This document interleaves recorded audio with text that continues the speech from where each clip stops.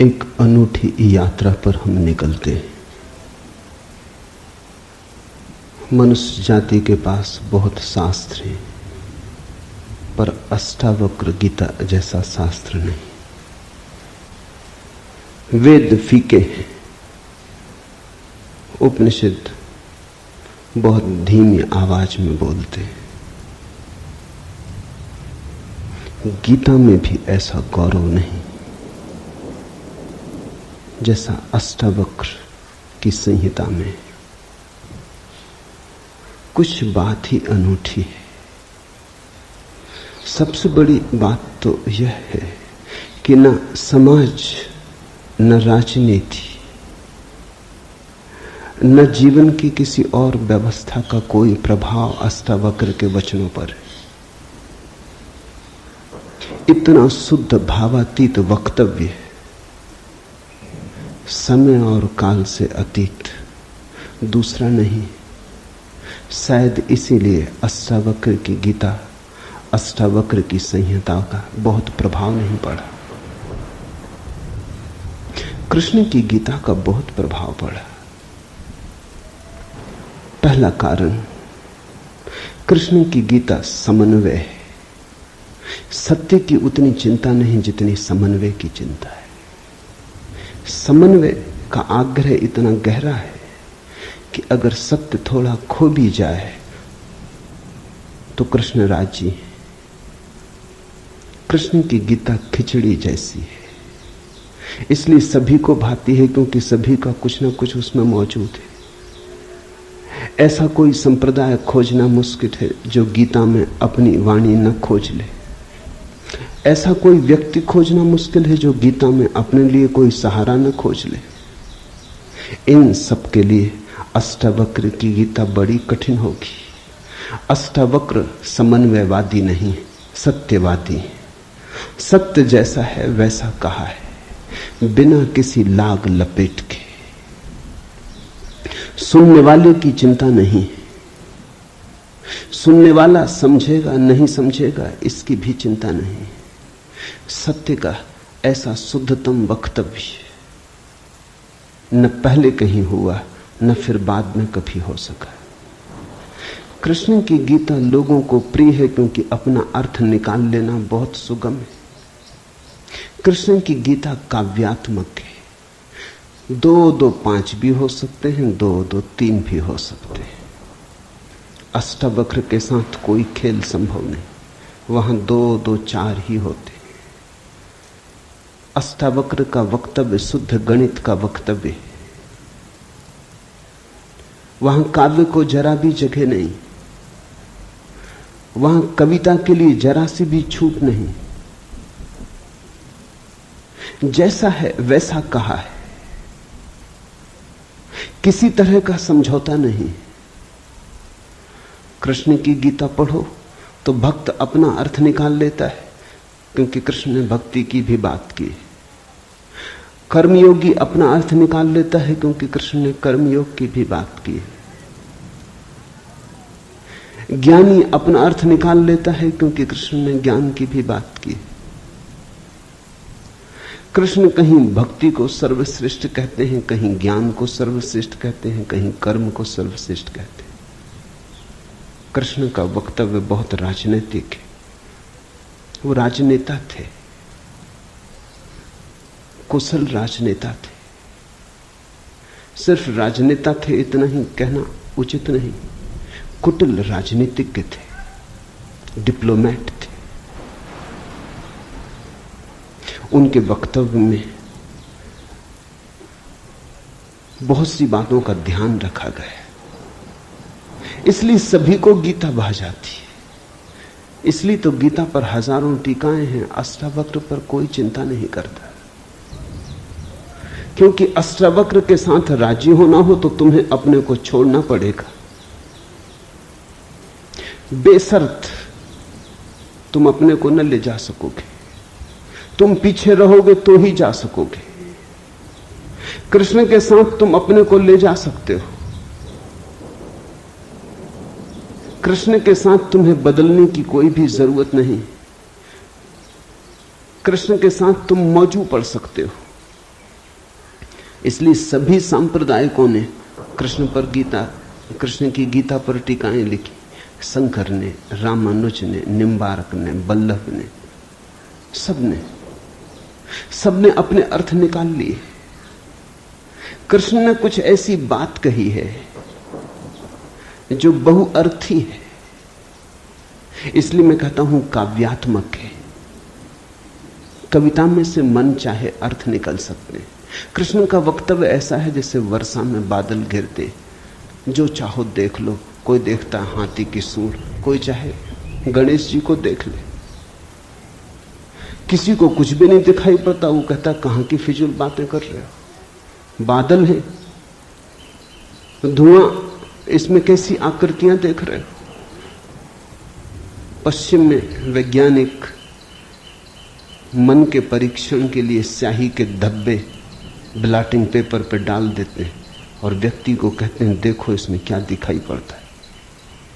व्यक्ति गौर से देखता है, उसे कुछ ना कुछ दिखाई पड़ता है। वहां कुछ भी नहीं, सिर्फ ब्लॉटिंग पेपर पर स्याही के धब्बे बेतरतीब फेंके गए, सोच विचार के भी फेंके नहीं गए हैं, ऐसे ही बोतल उड़ेल दी है। लेकिन देखने वाला कुछ ना कुछ खोज लेता है। जो देखने वाला खोजता है वो उसके मन में वो आरोपित कर लेता। तुमने भी देखा होगा, दीवार पर वर्षा का पानी पड़ता है, लकीरें खिंच जाती, कभी आदमी की शक्ल दिखाई पड़ती, कभी घोड़े की शक्ल दिखाई पड़ती। तुम जो देखना चाहते हो आरोपित कर लेते हो। रात के अंधेरे में कपड़ा टंगा है, भूत प्रेत दिखाई पड़ जाते। कृष्ण की गीता ऐसी ही है, जो तुम्हारे मन में है दिखाई पड़ जाएगा। तो शंकर ज्ञान देख लेते हैं, रामानुज भक्ति देख लेते हैं, तिलक कर्म देख लेते हैं, और सब अपने घर प्रसन्नचित लौट आते कि ठीक कृष्ण वही कहते हैं जो हमारी मान्यता है। इमर्सन ने लिखा है कि एक बार एक पड़ोसी प्लेटो की किताबें उनसे मांग के ले गया। अब प्लेटो 2000 साल पहले हुआ है और दुनिया के थोड़े से अनूठे विचारकों में से एक। कुछ दिनों बाद इमर्सन ने कहा किताबें पढ़नी हो तो वापस कर दें। वो पड़ोसी लौटा गया। इमर्सन ने पूछा कैसी लगी। उस आदमी ने कहा कि ठीक इस आदमी प्लेटो के विचार मुझसे मिलते जुलते। कई दफे तो मुझे ऐसा लगा कि इस आदमी को मेरे विचारों का पता कैसे चल गया। प्लेटो 2000 साल पहले हुआ है। इसको शक हो रहा है कि इसने कहीं मेरे विचार तो नहीं चुरा लिए। कृष्ण में ऐसा शक बहुत बार होता है। इसलिए कृष्ण पर सदियां बीत गई, टीकाएं चलती जाती, हर सदी अपना अर्थ खोज लेती है, हर व्यक्ति अपना अर्थ खोज लेता है। कृष्ण की गीता स्याही के धब्बों जैसी एक कुशल राजनीतिज्ञ का वक्तव्य है। अष्टावक्र की गीता में तुम कोई अर्थ न खोज पाओगे। तुम अपने को छोड़ के चलोगे तो ही अष्टावक्र की गीता स्पष्ट होगी। अष्टावक्र का सुस्पष्ट संदेश है, उसमें जरा भी तुम अपनी व्याख्या न डाल सकोगे। इसलिए लोगों ने टीकाएं नहीं लिखी। टीका लिखने की जगह नहीं है, तोड़ने मड़ोड़ने का उपाय नहीं है, तुम्हारे मन के लिए सुविधा नहीं है कि तुम कुछ डाल दो। अष्टावक्र ने इस तरह से वक्तव्य दिया है कि सदियां बीत गई, उस वक्तव्य में कोई कुछ जोड़ नहीं पाया, घटा नहीं पाया। बहुत कठिन है ऐसा वक्तव्य देना। शब्द के साथ ऐसी कुशलता बड़ी कठिन है। इसलिए मैं कहता हूं एक अनूठी यात्रा तुम शुरू कर रहे हो। अष्टावक्र में राजनीतिज्ञों की कोई उत्सुकता नहीं, न तिलक की, न अरविंद की, न गांधी की, न विनोबा की, किसी की कोई उत्सुकता नहीं, क्योंकि तुम अपना खेल ना खेल पाओगे। तिलक को उकसाना है देशभक्ति, उठाना है कर्म का ज्वार। कृष्ण की गीता सहयोगी बन जाती। कृष्ण हर किसी को कंधा देने को तैयार है। कोई भी चला लो गोली उनके कंधे पर रख के, वो राजी। कंधा उनका, पीछे छिपने की तुम्हें सुविधा है। और उनके पीछे से गोली चलाओ तो गोली भी बहुमूल्य मालूम पड़ती। अष्टावक्र किसी को कंधे पे हाथ भी नहीं रखने देते। इसलिए गांधी की कोई उत्सुकता नहीं, तिलक की कोई उत्सुकता नहीं, अरविंद विनोबा को कुछ लेना देना नहीं, क्योंकि तुम कुछ थोप ना सकोगे। राजनीति की सुविधा नहीं है। अष्टावक्र राजनीतिक पुरुष नहीं। ये पहली बात ख्याल में रख लेनी जरूरी है। ऐसा सुस्पष्ट खुले आकाश जैसा वक्तव्य जिसमें बादल है ही नहीं, तुम कोई आकृति देख ना पाओगे, आकृति छोड़ोगे, सब बनोगे निराकार, अरूप के साथ जोड़ोगे संबंध, तो अष्टावक्र समझ में आएंगे।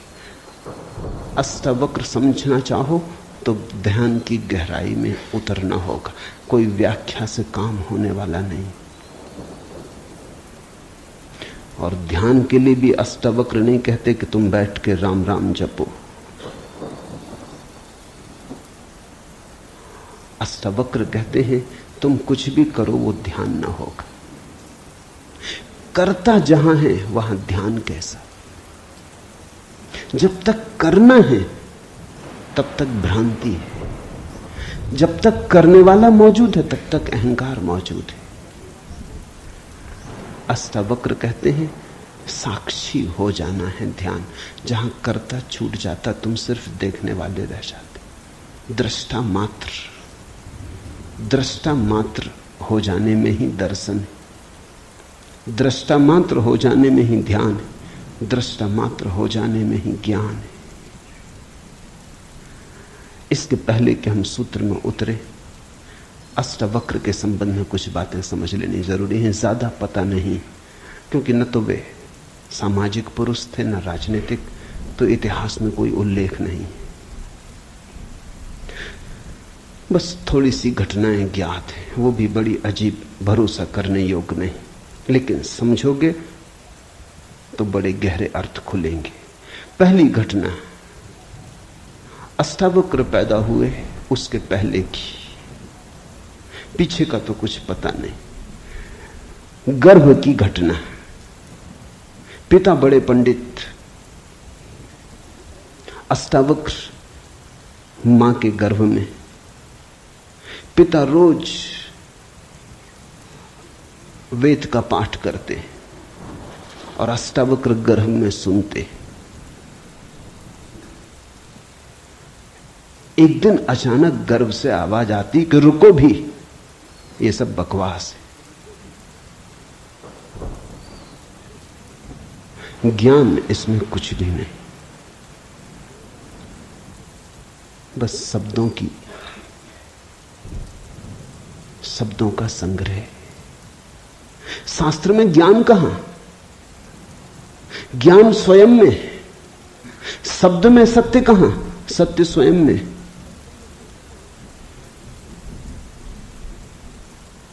पिता स्वभावतः नाराज हुए। एक तो पिता, फिर पंडित,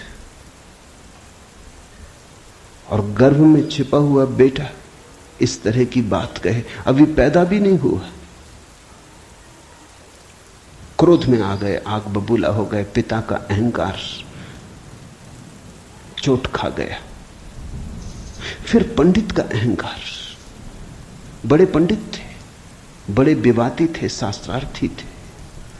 क्रोध में अभिशाप दे दिया कि जब पैदा होगा तो 8 अंगों से टेढ़ा होगा, इसलिए नाम अष्टावक्र। 8 जगह से कुबड़े पैदा हुए, 8 जगह से ऊंट की भांति, इर्छे तिरछे। पिता ने क्रोध में शरीर को विक्षत कर दिया। ऐसी और भी कथाएं हैं। कहते हैं बुद्ध जब पैदा हुए तो खड़े खड़े पैदा हुए। मां खड़ी थी वृक्ष के तले, खड़े खड़े मां खड़ी थी, खड़े खड़े पैदा हुए।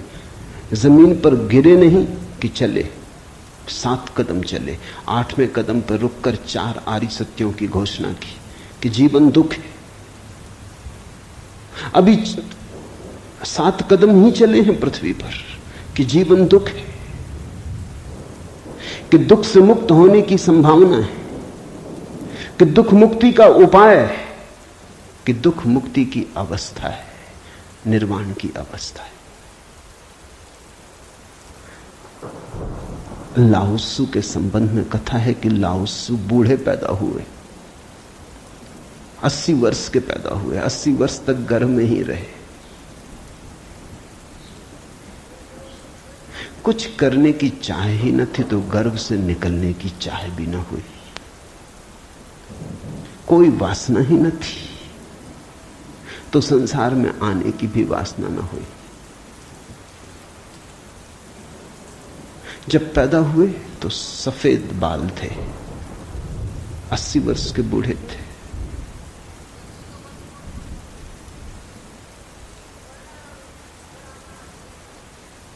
जरथुस्त्र के संबंध में कथा है कि जब जरथुस्त्र पैदा हुए तो पैदा होते से ही खिलखिला के हंसे, मगर इन सबको मात कर दिया अष्टावक्र ने। ये तो पैदा होने की बात है। अष्टावक्र ने अपना पूरा वक्तव्य दे दिया पैदा होने के पहले। ये कथाएं महत्वपूर्ण हैं। इन कथाओं में इन व्यक्तियों के जीवन की सारी सार संपदा है, निचोड़ है। बुद्ध ने जो जीवन भर में कहा उसका निचोड़। बुद्ध ने अष्टांगिक मार्ग का उपदेश दिया तो 7 कदम चले, 8वें पर रुक गए। 8 अंग है कुल। पहुंचने की अंतिम अवस्था है सम्यक समाधि।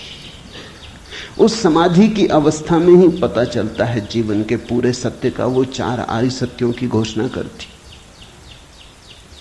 लाओत्सु बूढ़ा पैदा हुआ। लोगों को 80 साल लगते हैं,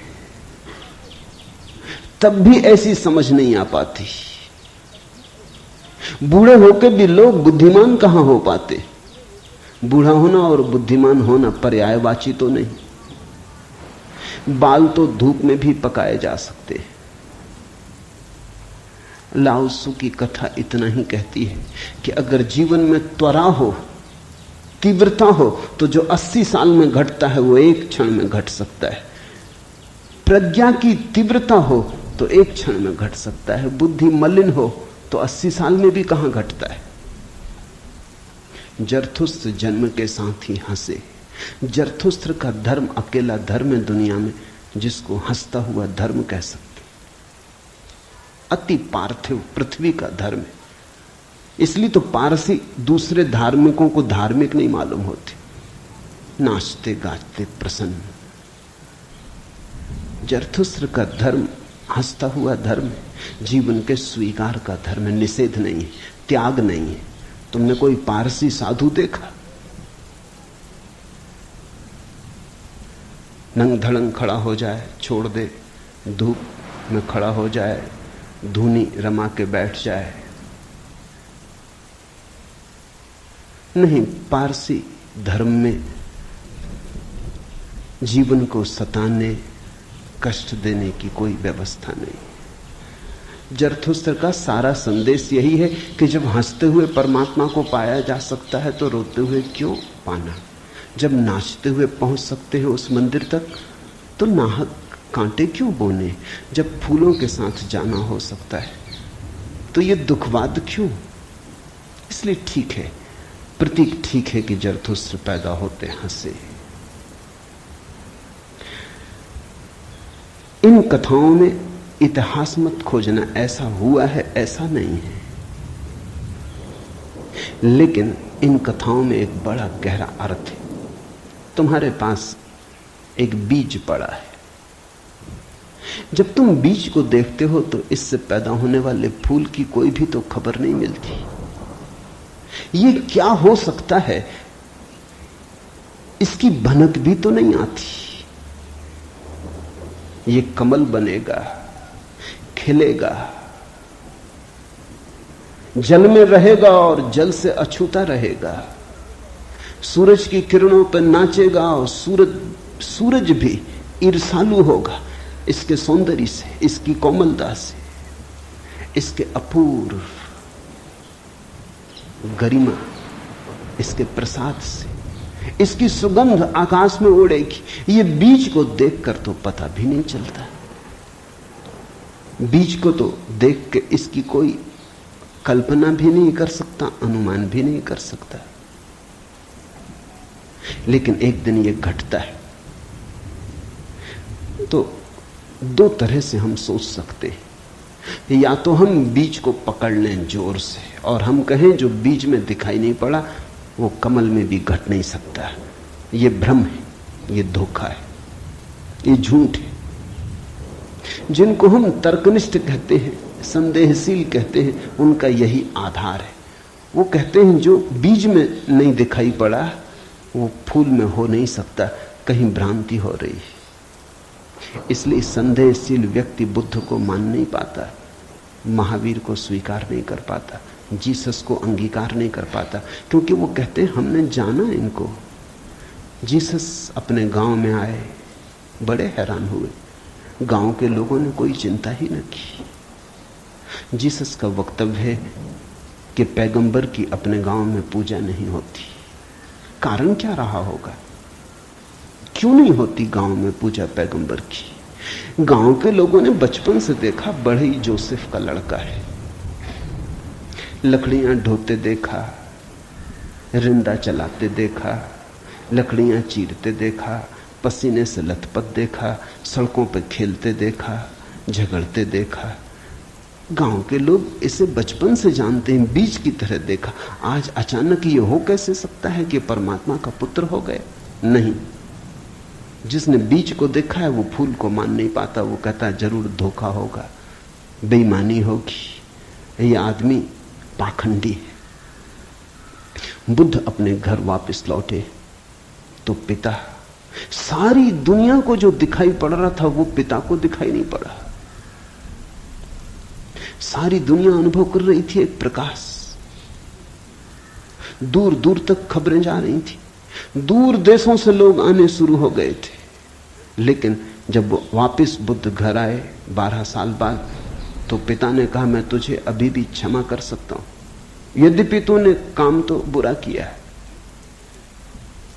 सताया तो तूने हमें, अपराध तो तूने किया, लेकिन मेरे पास पिता का हृदय, मैं माफ कर दूंगा, द्वार तेरे लिए खुले, मगर फेंक ये भिक्षा का पात्र, हटा ये भिक्षु का वेश, ये सब नहीं चलेगा।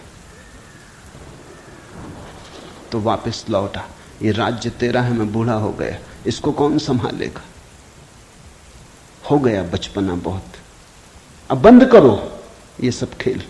बुद्ध ने कहा कृपा कर मुझे देखें तो, जो गया था वो वापस नहीं आया है, ये कोई और ही आया है। जो आपके घर पैदा हुआ था वही वापस नहीं आया है, ये कोई और ही आया है, बीज फूल होके आया है। गौर से तो देखो। पिता ने कहा तू मुझे सिखाने चला है। पहले दिन से जब तू पैदा हुआ था तब से तुझे जानता हूं। किसी और को धोखा देना, किसी और को समझा लेना, भ्रम में डाल देना, मुझे तू भ्रम में न डाल पाएगा। मैं फिर कहता हूं, मैं तुझे भली भांति जानता हूं, मुझे कुछ सिखाने को चेष्टा मत कर, क्षमा करने को मैं राजी हूं। बुद्ध ने कहा आप और मुझे जानते हैं, मैं तो स्वयं को भी नहीं जानता था। अभी अभी किरणें उतरी हैं और स्वयं को जानो। क्षमा करे, लेकिन यह मुझे कहना ही पड़ेगा कि जिसको आपने देखा वो मैं नहीं हूं, और जहां तक आपने देखा वो मैं नहीं हूं। बाहर बाहर आपने देखा, भीतर आपने कहां देखा? मैं आपसे पैदा हुआ हूं, लेकिन आपने मुझे निर्मित नहीं किया। मैं आपसे आया हूं जैसे एक रास्ते से कोई राहगीर आता है, लेकिन रास्ता और राहगीर का क्या लेना देना? कल रास्ता कहने लगे कि मैं तुझे पहचानता हूं, तू मेरे हिस्से तो होकर आया। ऐसे ही आप कह रहे हैं आपके पहले भी मैं था, जन्मों जन्मों से मेरी यात्रा चल रही, आपसे गुजरा जरूर, ऐसा मैं औरों से भी गुजरा हूं, और भी मेरे पिता थे, और भी मेरी माताएं थी, लेकिन मेरा होना बड़ा अलग थलग है, कठिन है, बहुत अति कठिन है। अगर बीज देखा तो फूल पे भरोसा नहीं आता। एक तो ढंग है अश्रद्धालु का, तर्कवादी का, संदेहशील का, कि वो कहता है बीज को हम पहचानते हैं तो फूल हो नहीं सकता, हम कीचड़ को जानते हैं उस कीचड़ से कमल हो कैसे सकता है, सब गलत, सपना होगा, भ्रांति होगी, किसी मोहजाल में पड़ गए होगे, किसी ने धोखा दे दिया, कोई जादू, कोई तिलिस्म। एक तो ये रास्ता है। एक रास्ता है श्रद्धालु का, प्रेमी का, भक्त का, सहानुभूति से भरे हृदय का। वो फूल को देखता है और फूल से पीछे की तरफ यात्रा करता है। वो कहता है जब फूल में ऐसा सुगंध हुई, जब फूल में ऐसी विभा प्रकट हुई, जब फूल में ऐसी प्रतिभा, जब फूल में ऐसा कुंवारापन दिखा, तो जरूर बीज में भी रहा होगा। क्योंकि जो फूल में हुआ है वो बीज में न हो तो हो ही नहीं सकता। ये सारी कथाएं घटी हैं ऐसा नहीं। जिन्होंने अष्टावक्र के फूल को देखा उनको ये ख्याल में आया कि जो आज हुआ है वो कल भी रहा होगा, छिपा था, अवगुंठित था, पर्दे में पड़ा था। जो आज है अंत में है वो प्रथम भी रहा होगा। जो मृत्यु के क्षण में दिखाई पड़ रहा है वो जन्म के क्षण में भी मौजूद रहा होगा, अन्यथा पैदा कैसे होता। तो एक तो ढंग है फूल से पीछे की तरफ देखना और एक है बीज से आगे की तरफ देखना। गौर से देखो तो दोनों में सार सूत्र एक ही है, दोनों की आधार भित्ति एक ही है, लेकिन कितना जमीन आसमान का अंतर हो जाता है। जो बीज वाला है वो भी ये कह रहा है कि जो बीज में नहीं है वो फूल में कैसे हो सकता है, ये उसका तर्क है। फूल वाला भी यही कह रहा है, वो कह रहा है जो फूल में है वो बीज में भी होना ही चाहिए। दोनों का तर्क तो एक है, लेकिन दोनों के देखने के ढंग अलग है। बड़ी अड़चन। मुझसे कोई पूछता था कि आपके साथ बचपन में बहुत लोग पढ़े होंगे, स्कूल में, कॉलेज में, वे दिखाई नहीं पड़ते, वे कैसे दिखाई पड़ सकते? उनको बड़ी अड़चन है, वो भरोसा नहीं कर सकते, अति कठिन है उन्हें। कल ही मेरे पास रायपुर से किसी ने एक अखबार भेजा, श्री हरशंकर परसाई ने एक लेख मेरे खिलाफ लिखा है। वो मुझे जानते हैं, कॉलेज के दिनों से जानते हैं, हिंदी के मूर्धन्य व्यंग्य लेखक हैं। मेरे मन में उनकी कृतियों का आदर है। लेख में उन्होंने लिखा है कि जबलपुर की हवा में कुछ खराबी है, यहां धोखेबाज और धूर्ती पैदा होते, जैसे रजनीश, महेश योगी, मुंदड़ा, 3 नाम उन्होंने गिनाए।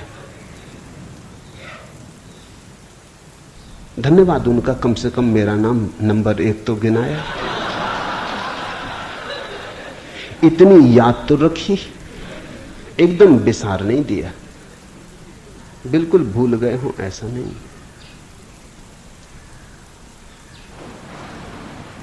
लेकिन अड़चन स्वाभाविक है, सीधी साफ है, मैं उनकी बात समझ सकता हूं। ये असंभव है बीज को देखा तो फूल में भरोसा। फिर जिन्होंने फूल को देखा उन्हें बीज में भरोसा मुश्किल हो जाता है।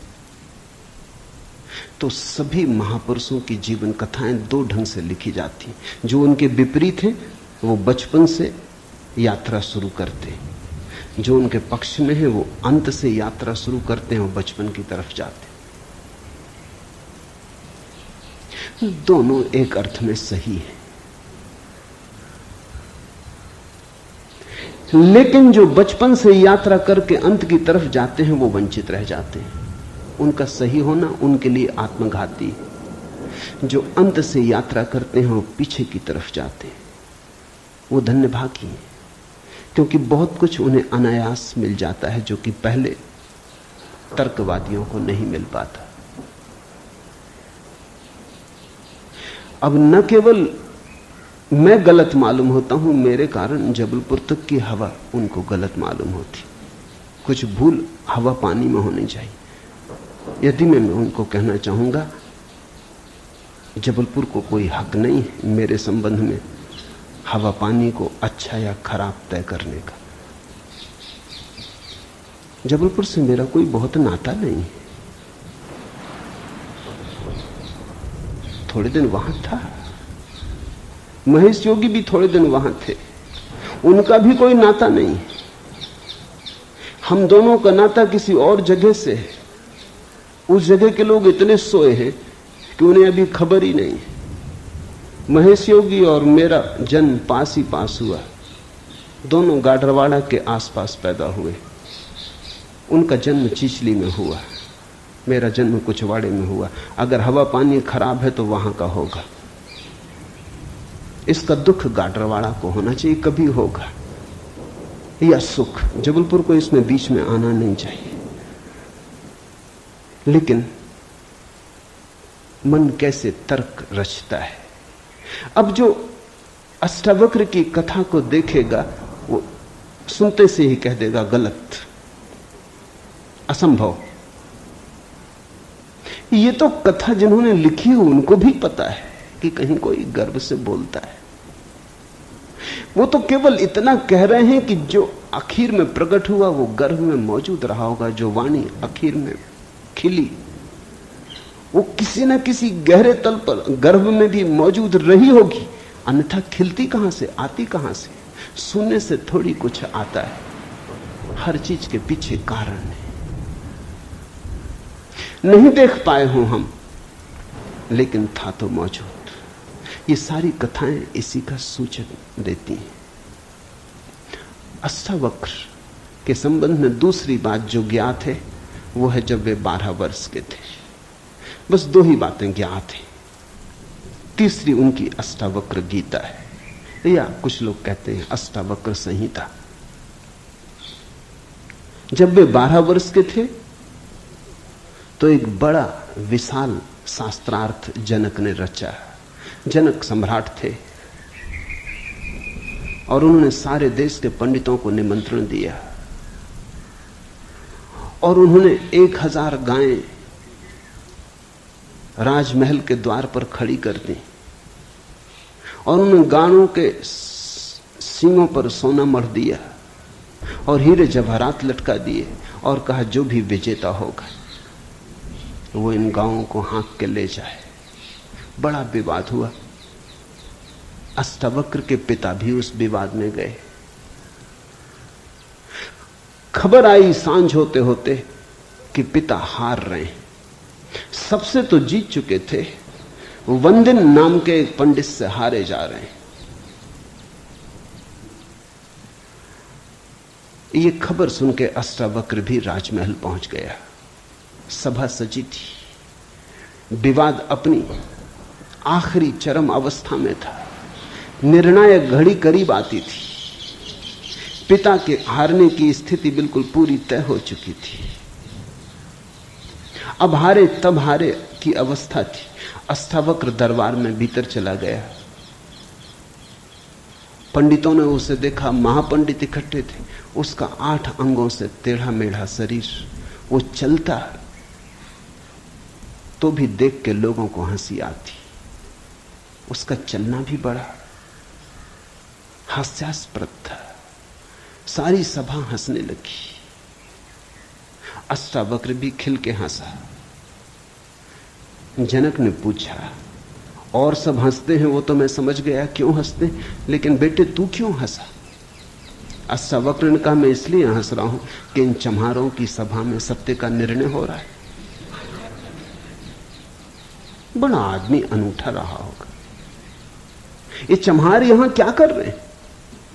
सन्नाटा छा गया। चम्हार?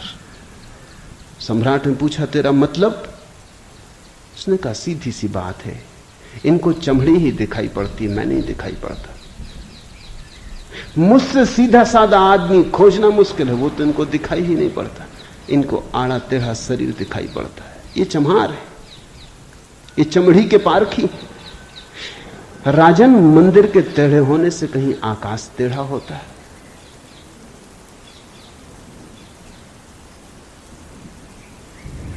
घड़े के फूटे होने से कहीं आकाश फूटता है?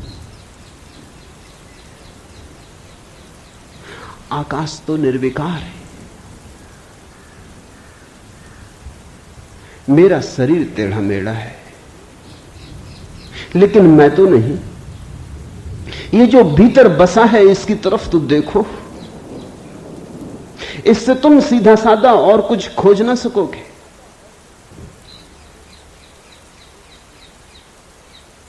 ये बड़ी चौंकाने वाली घोषणा थी। सन्नाटा छा गया होगा।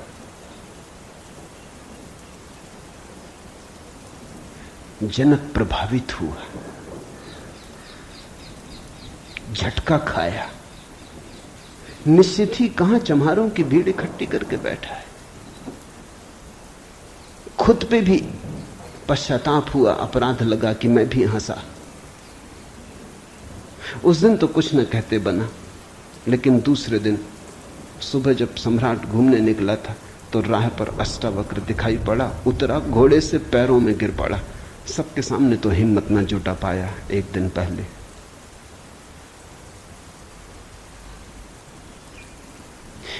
दिन पहले तो कहा था, बेटे तू क्यों हंसता है? 12 साल का लड़का था। उम्र तौली थी, आज उम्र नहीं तौली। आज घोड़े से उतर गया, पैर पर गिर पड़ा, साष्टांग दंडवत, और कहा, पधारें राजमहल, मेरी जिज्ञासाओं का समाधान करें। हे प्रभु, आए मेरे घर। बात मेरी समझ में आ गई। रात भर मैं सो ना सका। ठीक ही कहा, शरीर को ही जो पहचानते हैं उनकी पहचान गहरी कहां। आत्मा के संबंध में विवाद कर रहे हैं और अभी भी शरीर में रस और विरस पैदा होता है, घृणा, आकर्षण पैदा होता है। मर्त्य को देख रहे हैं, अमृत की चर्चा करते हैं। धन्य भाग मेरे कि आप आए और मुझे चौंकाया, मेरी नींद तोड़ दी। अब पधारो। राजमहल में उसने बड़ी सजावट कर रखी थी। स्वर्ण सिंहासन पर बिठाया था इस 12 साल के अष्टावक्र को और उससे जिज्ञासा की। पहला सूत्र जनक की जिज्ञासा है। जनक ने पूछा है, अष्टावक्र ने समझाया है। इससे ज्यादा अष्टावक्र के संबंध में और कुछ पता नहीं है, और कुछ पता होने की जरूरत भी नहीं। काफी है, इतना बहुत है। हीरे बहुत होते भी नहीं, कंकड़ पत्थर ही बहुत होते। हीरा एक भी काफी होता है। ये 2 छोटी सी घटनाएं हैं। एक तो जन्म के पहले की गर्भ से आवाज और घोषणा कि क्या पागलपन में पड़े हो, शास्त्र में उलझे हो, शब्द में उलझे हो, जागो। ये ज्ञान नहीं है, ये सब उधार है, ये सब बुद्धि का ही जाल है, अनुभव नहीं। इसमें रंच मात्र भी सार नहीं है। कब तक अपने को भरमाए रखोगे? और दूसरी घटना, राजमहल में हंसना पंडितों का और कहना अष्टावक्र का कि जीवन में देखने की 2 दृष्टियां हैं, एक आत्मदृष्टि, एक चर्म दृष्टि। चम्हार चमड़ी को देखता है, प्रज्ञावान आत्मा को देखता है। तुमने गौर किया? चम्हार तुम्हारे चेहरे की तरफ देखते नहीं, वो जूते को ही देखता। असल में चम्हार जूते को देख के सब पहचान लेता तुम्हारे संबंध में कि आर्थिक हालत कैसी है,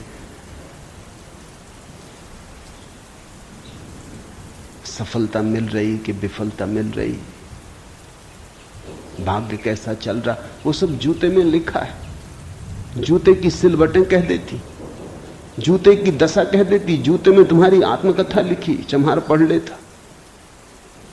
जूते में चमक, जूते का ताजा और नया होना, चम्हार तुमसे प्रसन्नता से मिलता है।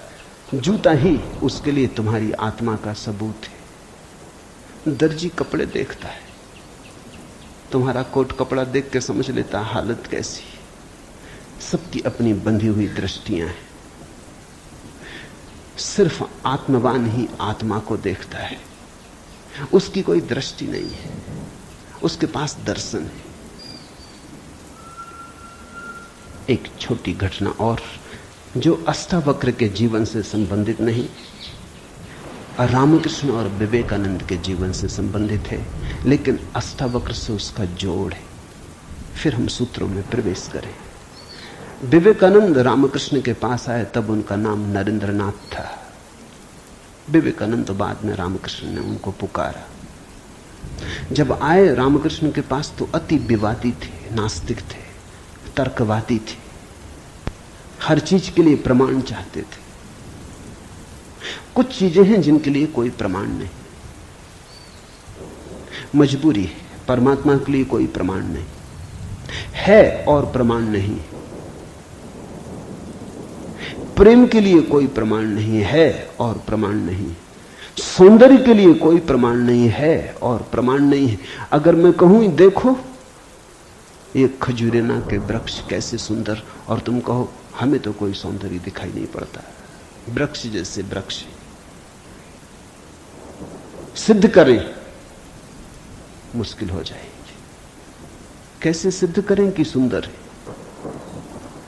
सुंदर होने के लिए सौंदर्य की परख चाहिए और तो कोई उपाय नहीं, आंख चाहिए और तो कोई उपाय नहीं। कहते हैं मजनू ने कहा कि लैला को जानना हो तो मजनू की आंख चाहिए। ठीक कहा, लैला को देखने का और कोई उपाय ही नहीं। मजनू को बुलाया था उसके गांव के राजा ने और कहा था तू पागल है, मैं तेरी लैला को जानता हूं, साधारण सी लड़की है, काली कलूटी, कुछ खास नहीं, तुझ पे मुझे दया आती। ये मेरे राजमहल की 12 लड़कियां खड़ी, ये इस देश की सुंदरतम स्त्रियां, इनमें से तू कोई भी चुन ले, ये तुझे रोते देख के मेरा भी प्राण रोता है।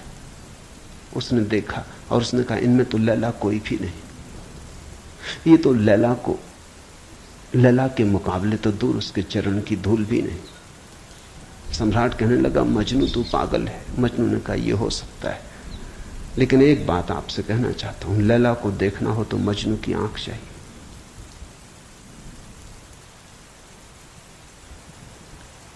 ठीक कहा मजनू ने।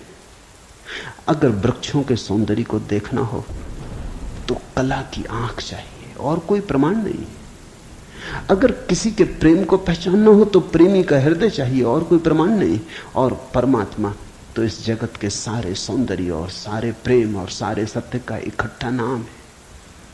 उसके लिए तो ऐसा निर्विकार चित्त चाहिए, ऐसा साक्षी भाव चाहिए जहां कोई शब्द न रह जाए, कोई विचार न रह जाए, कोई तरंग ना उठे, वहां कोई धूल न रह जाए, मन की और चित्त का दर्पण परिपूर्ण शुद्ध हो। प्रमाण कहां? रामकृष्ण से विवेकानंद ने कहा प्रमाण चाहिए। है परमात्मा तो प्रमाण थे। और विवेकानंद को देखा रामकृष्ण ने, बड़ी थी संभावना इस युवक की, बड़ी थी यात्रा इसके भविष्य की, बहुत कुछ होने को पड़ा था इसके भीतर, बड़ा खजाना था, उससे ये अपरिचित है। रामकृष्ण ने देखा, इस युवक के पिछले जन्मों में झांका, ये बड़ी संपदा, बड़े पुण्य की संपदा लेकर आ रहा है।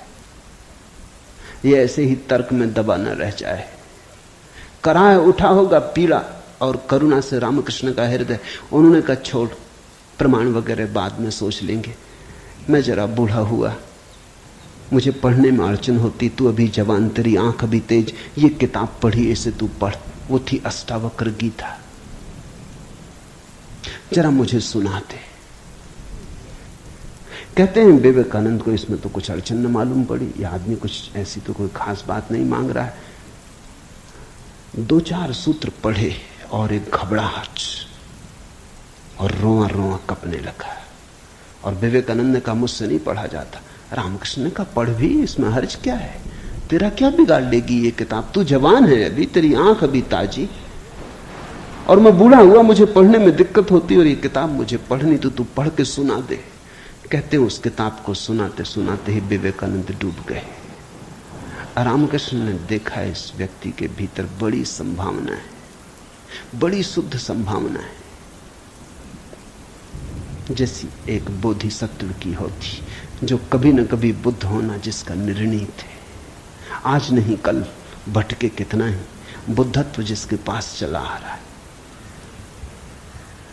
क्यों अष्टावक्र की गीता रामकृष्ण ने कही कि तू पढ़ के मुझे सुनाते, क्योंकि इससे ज्यादा शुद्धतम वक्तव्य और कोई नहीं।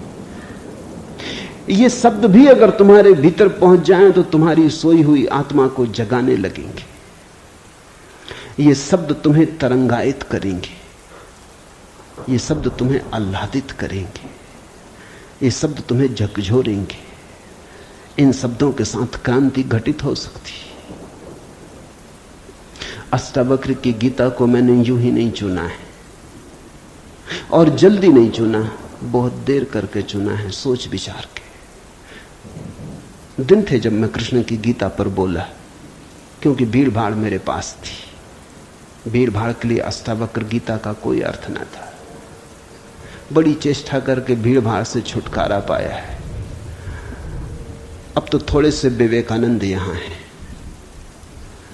अब तो उनसे बात करनी है जिनकी बड़ी संभावना है।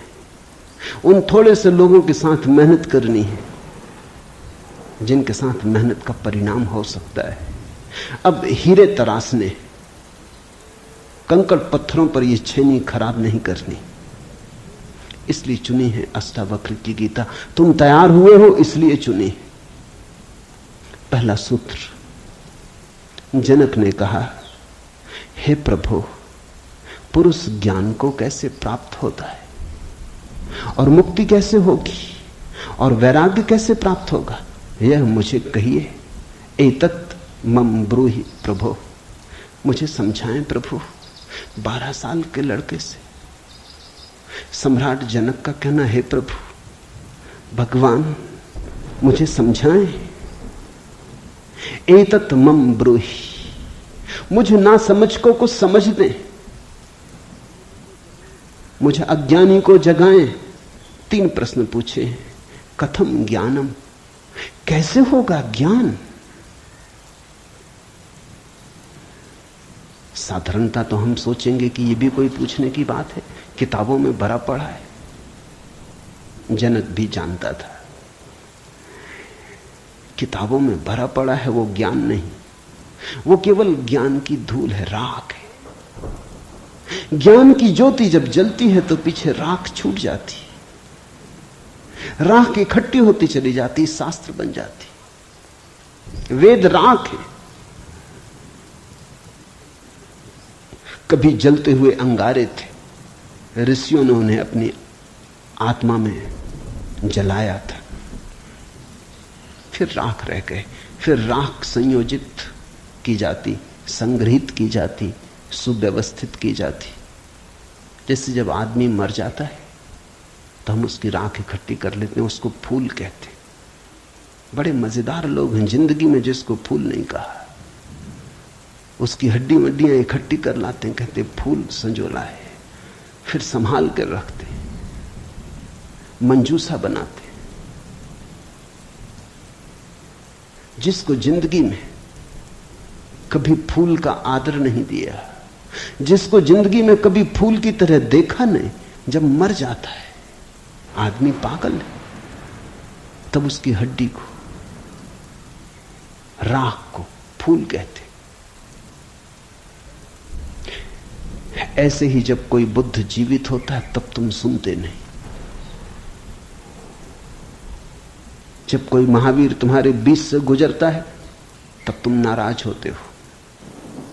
लगता है यह आदमी तुम्हारे सपने तोड़ रहा है या तुम्हारी नींद में दखल डाल रहा है। ये कोई जगाने का वक्त है? अभी अभी तो सपना आना शुरू हुआ था, अभी अभी तो जरा जीतना शुरू किया था जिंदगी में, अभी अभी तो दांव ठीक लगने लगे थे, तीर ठीक ठीक जगह पड़ने लगा था, और ये सज्जन आ गए, ये कहते हैं सब आसार है। अभी अभी तो चुनाव जीते थे, पद पे पहुंचने का रास्ता बना था, और ये महापुरुष आ गए, ये कहते हैं ये सब सपना है, इसमें कुछ सार नहीं, मौत आएगी सब छीन लेगी। छोड़ो भी, जब मौत आएगी तब देखेंगे, बीच में तो इस तरह की बातें मत उठाओ। लेकिन जब महावीर मर जाते, बुद्ध मर जाते, तब उनकी राख को हम इकट्ठी कर लेते, फिर हम धम्मपद बनाते, वेद बनाते, फिर हम पूजा के फूल चढ़ाते। जनक भी जानता था कि शास्त्रों में सूचनाएं भरी पड़ी, लेकिन उसने पूछा कथम ज्ञानम, कैसे होगा ज्ञान? क्योंकि कितना ही जान लो ज्ञान तो होता ही नहीं। जानते जाओ, शास्त्र कंठस्थ कर लो, तोते बन जाओ, एक एक सूत्र याद हो जाए, पूरे वेद स्मृति में छप जाएं, फिर भी ज्ञान तो होता नहीं। कथम ज्ञानम, कैसे होता ज्ञान? कथम मुक्ति, मुक्ति कैसे होगी? क्योंकि जिसको तुम ज्ञान कहते हो वो तो बांध लेता उल्टे, मुक्त कहां करता। ज्ञान तो वही है जो मुक्त करे। जीसस ने कहा है सत्य वही है जो मुक्त करे, ज्ञान तो वही है जो मुक्त करे। ये ज्ञान की कसौटी है। पंडित मुक्त तो दिखाई नहीं पड़ता, बंधा दिखाई पड़ता है, मुक्ति की बातें करता है, मुक्त दिखाई नहीं पड़ता है, हजार बंधनों में बंधा हुआ मालूम पड़ता है। तुमने कभी गौर किया, तुम्हारे तथाकथित संत तुमसे भी ज्यादा बंधे हुए मालूम पड़ते। तुम शायद थोड़े बहुत मुक्त भी हो, तुम्हारे संत तुमसे भी ज्यादा बंधे, लकीर के फकीर हैं। न उठ सकते स्वतंत्रता से, न बैठ सकते स्वतंत्रता से, न जी सकते स्वतंत्रता से। कुछ दिनों पहले कुछ जैन साध्वियों की मेरे पास खबर आई कि वो मिलना चाहती, मगर श्रावक आने नहीं देते। ये भी बड़े मजे की बात है। साधु का अर्थ होता है जिसने फिक्र छोड़ी समाज की, जो चल पड़ा अरण्य की यात्रा पर, जिसने कहा अब न तुम्हारे आदर की मुझे जरूरत है, न सम्मान की। लेकिन साधु साध्वी कहते हैं श्रावक आने नहीं देते। वो कहते हैं वहां भूल के मत जाना, वहां गए तो ये दरवाजा बंद। ये कोई साधुता हुई? ये तो परतंत्रता हुई, गुलामी हुई। ये तो बड़ी उल्टी बात हुई। ये तो ऐसा हुआ कि साधु श्रावक को बदले, उसकी जगह श्रावक साधु को बदल रहा है।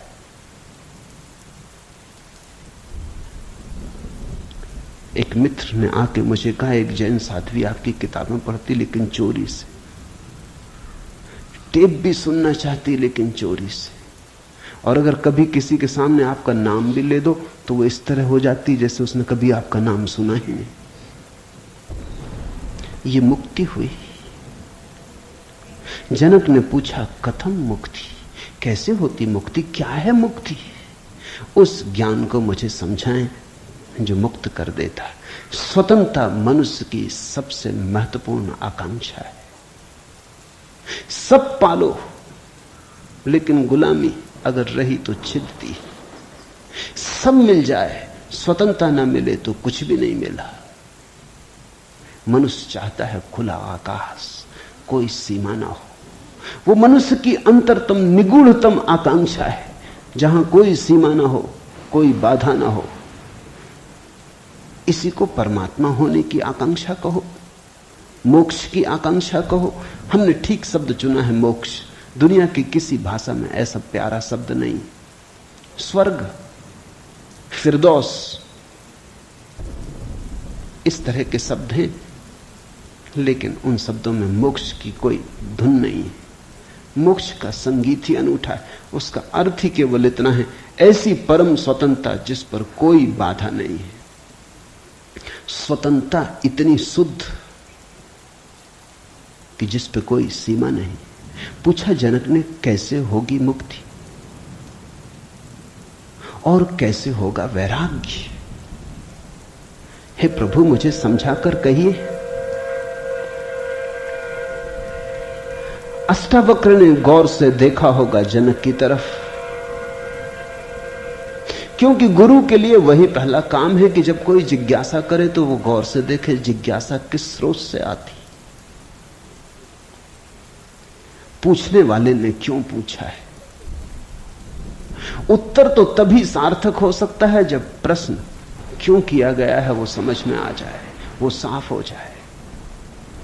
ध्यान रखना, सद्ज्ञान को उपलब्ध व्यक्ति सद्गुरु तुम्हारे प्रश्न का उत्तर नहीं देता, तुम्हें उत्तर देता है।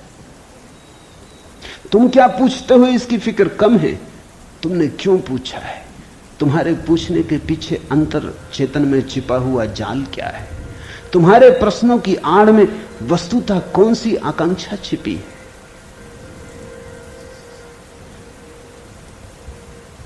दुनिया में 4 तरह के लोग हैं, ज्ञानी, मुमुक्षु, अज्ञानी, मूढ़।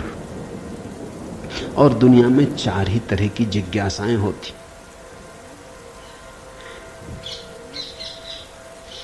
ज्ञानी की जिज्ञासा तो निशब्द होती, कहना चाहिए ज्ञानी की जिज्ञासा तो जिज्ञासा होती ही नहीं। जान लिया, जानने को कुछ बचा नहीं, पहुंच गए, चित्त निर्मल हुआ, शांत हुआ, घर लौट आए, विश्राम में आ गए। तो ज्ञानी की जिज्ञासा तो जिज्ञासा जैसी होती ही नहीं। इसका यह अर्थ नहीं कि ज्ञानी सीखने को तैयार नहीं होता। ज्ञानी तो सरल छोटे बच्चे की भांति हो जाता है, सदा तत्पर सीखने को।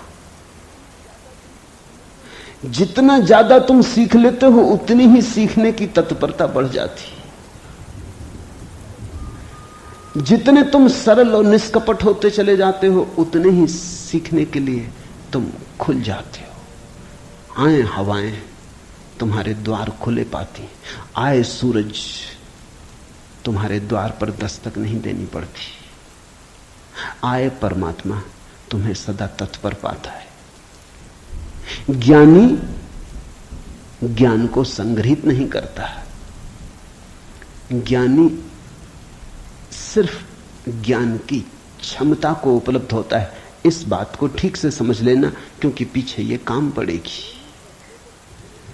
ज्ञानी का केवल इतना ही अर्थ है कि जो जानने के लिए बिल्कुल खुला है, जिसका कोई पक्षपात नहीं, जानने के लिए जिसके पास कोई पर्दा नहीं, जिसके पास जानने के लिए कोई पूर्व नियोजित योजना ढांचा नहीं।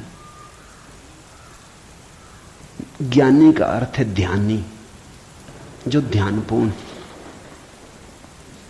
तो देखा होगा अष्टावक्र ने गौर से जनक में झांक के, ये व्यक्ति ज्ञानी तो नहीं, ये ध्यान को तो उपलब्ध नहीं हुआ है। अन्यथा इसकी जिज्ञासा मौन होती, उसमें शब्द ना होते। बुद्ध के जीवन में उल्लेख है, एक फकीर मिलने आया, एक साधु मिलने आया, एक परिव्राजक घुमक्कड़। उसने आके बुद्ध से कहा, पूछने योग्य शब्द मेरे पास नहीं, क्या पूछना चाहता हूं उसे शब्दों में बांधने की मेरे पास कोई कुशलता नहीं। आप तो जानते ही हैं, समझ लें, जो मेरे योग को कहते हैं। ये ज्ञानी की जिज्ञासा है। बुद्ध चुप बैठे रहे, उन्होंने कुछ भी ना कहा। घड़ी भर बाद जैसे कुछ घटा, वो जो आदमी चुपचाप बैठा बुद्ध की तरफ देखता रहा था, उसकी आंख से आंसुओं की धार लग गई। चरणों में झुका, नमस्कार किया और कहा, धन्यवाद, खूब धन्यभागी हूं, जो लेने आया था आपने दिया। वो उठ के चला भी गया। उसके चेहरे पे अपूर्व आभा थी, वो नाचता हुआ गया। बुद्ध के आसपास के शिष्य बड़े हैरान हुए, आनंद में पूछा, बनते भगवान, पहेली हो गई। पहले तो याद नहीं, कहता है कि मुझे पता नहीं कैसे पूछूं, पता नहीं किन शब्दों में पूछूं, ये भी पता नहीं क्या पूछने आया हूं। फिर आप तो जानते ही हैं सब, देख लें मुझे जो मेरे लिए जरूरी हो कह दें।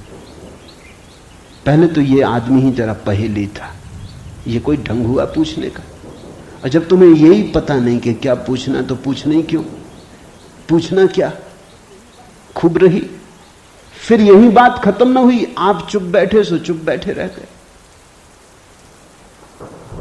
आपको ऐसा कभी मौन देखा नहीं? कोई पूछता तो आप उत्तर देते। कभी कभी तो ऐसा होता कोई नहीं भी पूछता तो भी आप उत्तर देते। आपकी करुणा सदा बहती रहती। क्या हुआ अचानक कि आप चुप रह गए और आंख बंद हो गई? और फिर क्या रहस्य में घटा कि वो आदमी रूपांतरित होने लगा? हमने उसे बदलते देखा, हमने उसे किसी और ही रंग में डूबते देखा, उसमें मस्ती आते देखी। वो नाचता हुआ गया है, आंसुओं से भरा हुआ, गदगद आह्लादित, वो चरणों में झुका, उसकी सुगंध हमें भी छुई। ये हुआ क्या? आप कुछ बोले नहीं, उसने सुना कैसे? और हम तो इतने दिनों से, वर्षों से आपके पास, हम पर आपकी कृपा कम है क्या? ये प्रसाद जो उसे दिया हमें क्यों नहीं मिलता? लेकिन ध्यान रहे उतना ही मिलता है जितना तुम ले सकते हो। बुद्ध ने कहा सुनो, घोड़े, आनंद से घोड़े की बात की क्योंकि आनंद छत्री था, बुद्ध का चचेरा भाई था और बचपन से ही घोड़े का बड़ा शौक था। उसे घुड़सवार था, प्रसिद्ध घुड़सवार था, प्रतियोगी था बड़ा। उसने कहा सुन आनंद, बुद्ध ने कहा घोड़े 4 प्रकार के होते। एक तो मारो भी तो भी टस से मस नहीं होते, रद्दी से रद्दी घोड़े, जितना मारो उतना ही हठ योगी हो जाते, बिल्कुल हट बांध के खड़े हो जाते। तुम मारो तो वो जिद बना लेते कि देखें कौन जीतता। फिर दूसरे तरह के घोड़े होते हैं, मारो तो चलते हैं, न मारो तो नहीं चलते, कम से कम पहले से बेहतर। फिर तीसरे तरह के घोड़े होते हैं, कोड़ा फटकारो, मारना काफी जरूरी नहीं, सिर्फ कोड़ा फटकारो, आवाज काफी। और भी कुलीन होते, दूसरे से भी बेहतर। फिर आनंद, तुझे जरूर पता होगा ऐसे भी घोड़े होते हैं कि कोड़े की छाया देख के भागते हैं, फटकारना भी नहीं पड़ता। ये ऐसा ही घोड़ा था, छाया काफी। अष्टावक्र ने देखा होगा गौर से, जब तुम आके मुझसे कुछ पूछते हो तो तुम्हारे प्रश्न से ज्यादा महत्वपूर्ण सवाल तुम हो। कभी कभी तुम्हें भी ऐसा लगता होगा कि तुमने जो नहीं पूछा था वो मैंने उत्तर दिया है, और कभी कभी तुम्हें ऐसा भी लगता होगा कि शायद मैं टाल गया तुम्हारे प्रश्न को, बचाव कर गया, कुछ और उत्तर दे गया हूं।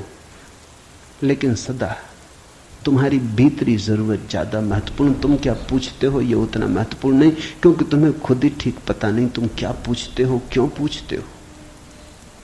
उत्तर वही दिया जाता है जिसकी तुम्हें जरूरत है। तुम्हारे पूछने से कुछ तय नहीं होता।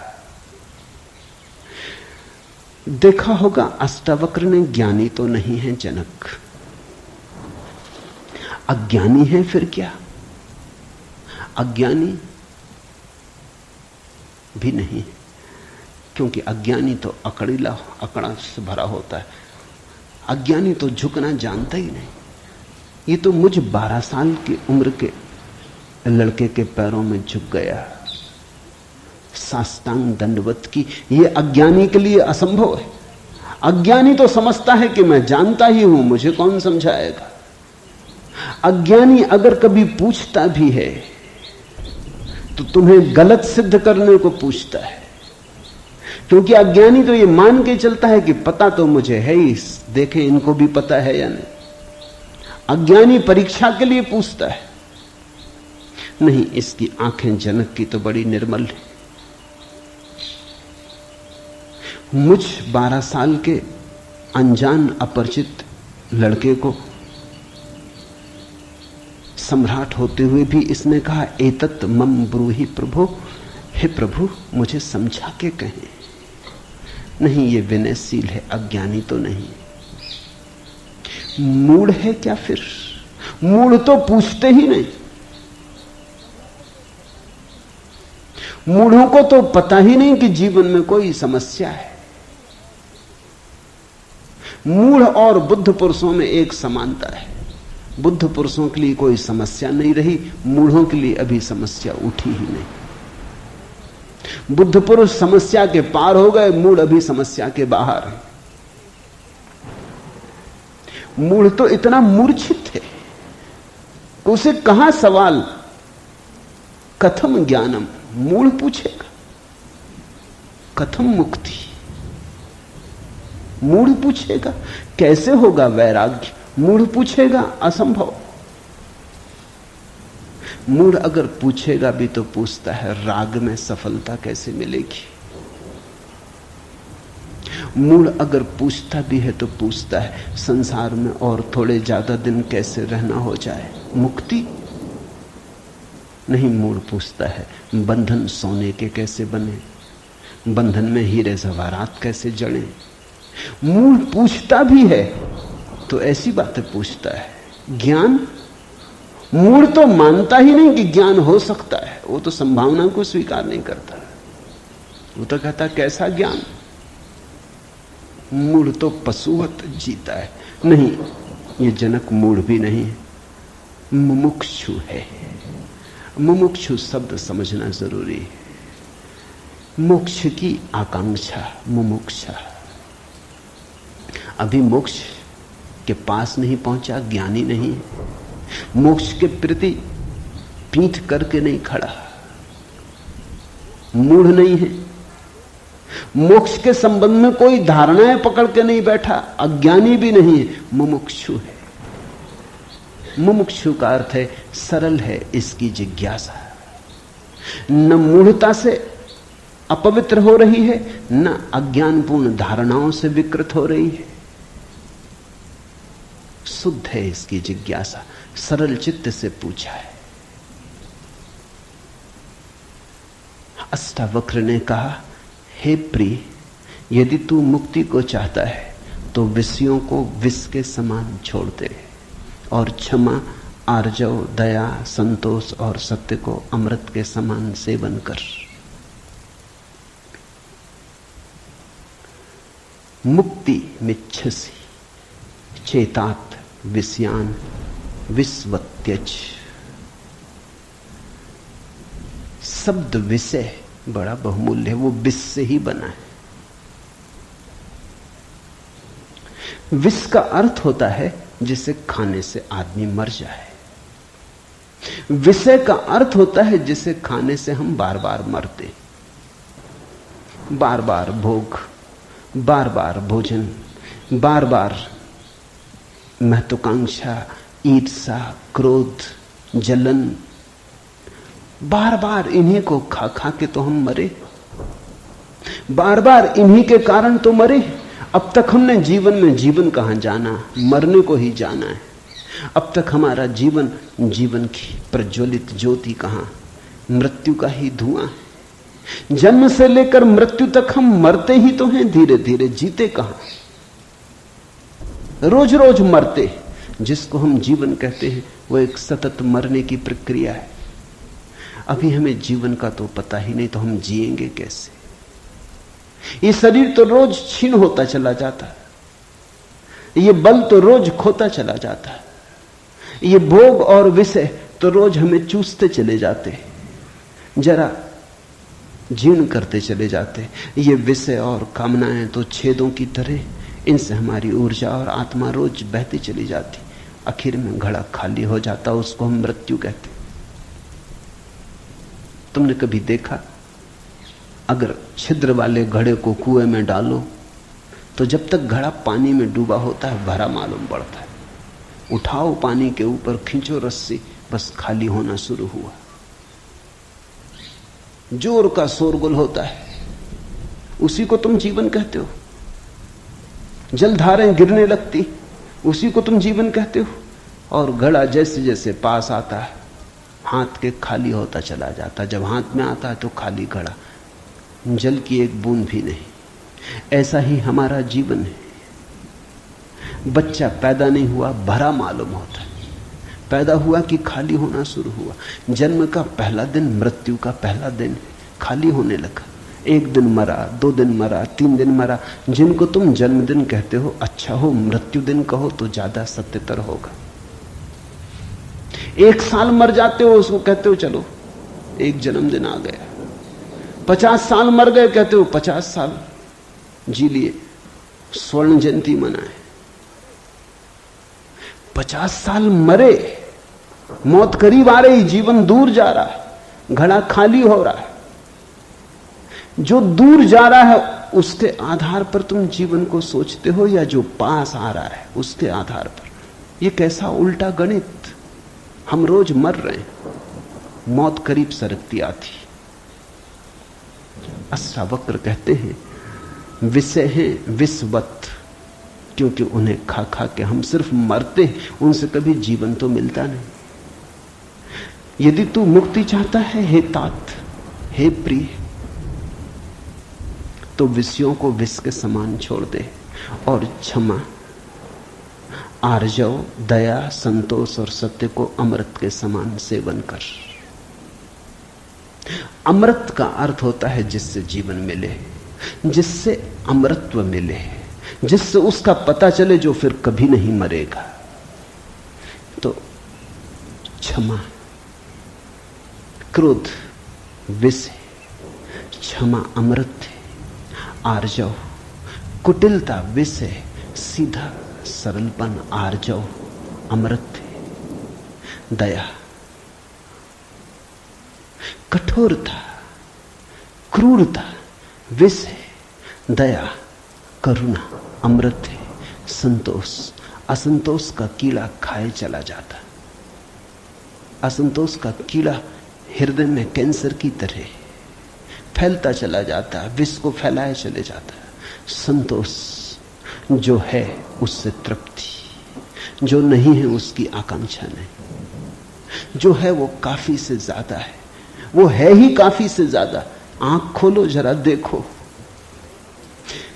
संतोष कोई थोपना नहीं है ऊपर, जीवन को जरा गौर से देखो। तुम्हें जो मिला है वो तुम्हारी जरूरत से सदा ज्यादा है। तुम्हें जो चाहिए वो मिलता ही रहा है। तुमने जो चाहा है वो सदा मिल गया है। तुमने दुख चाहा है तो दुख मिल गया है, तुमने सुख चाहा है तो सुख मिल गया है,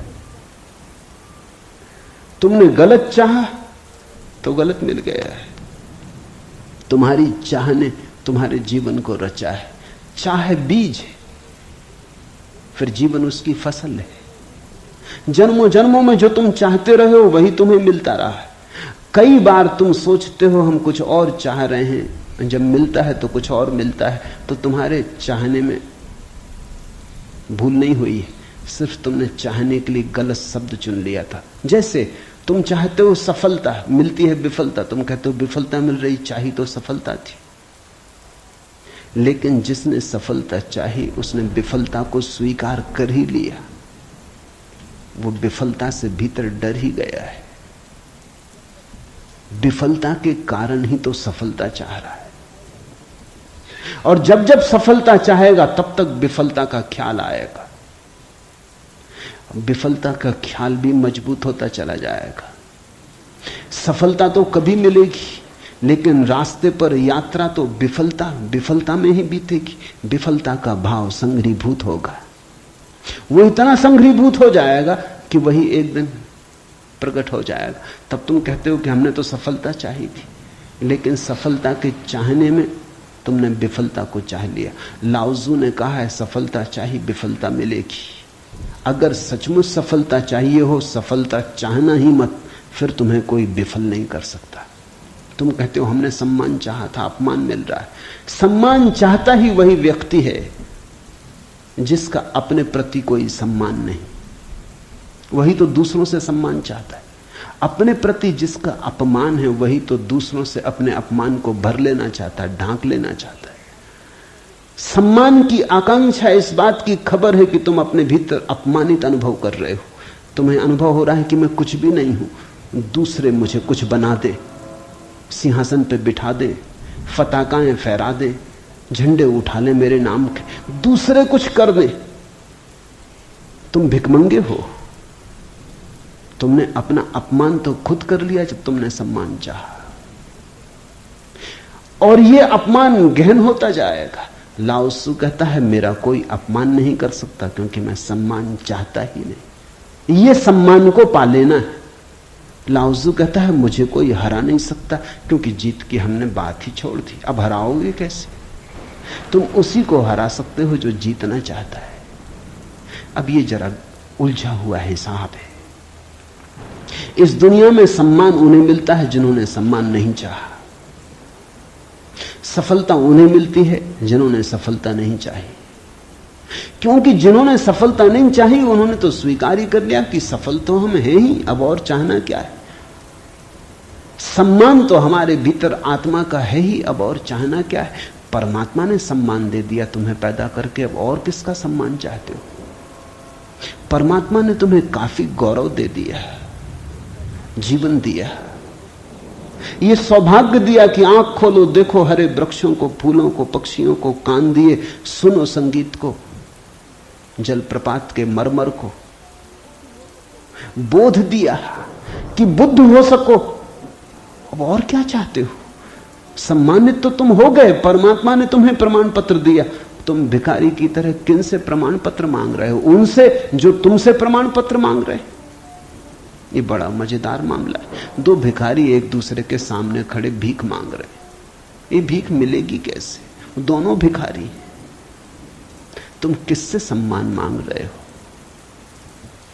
किसके सामने खड़े हो?